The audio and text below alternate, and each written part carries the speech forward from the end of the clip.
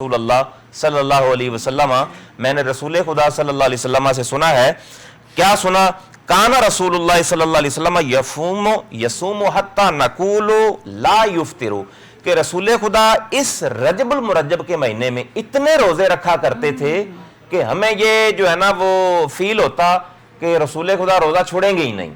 یعنی جس طرح رمضان کریم کے روزے آقا دو عالم ایک تواتر کے ساتھ، ایک کنٹینیوٹی کے ساتھ رکھتے ہیں، رجب کے اندر بھی اس طرح آقا علیہ الصلوۃ والسلام روزوں کا اہتمام فرمایا کرتے تھے. ایک بات.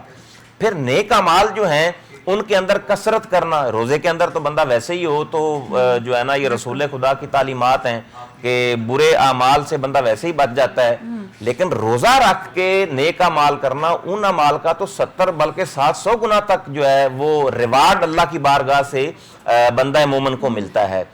تو یہ وہ اس طرح کے اعمال ہیں. پھر حضور علیہ الصلوۃ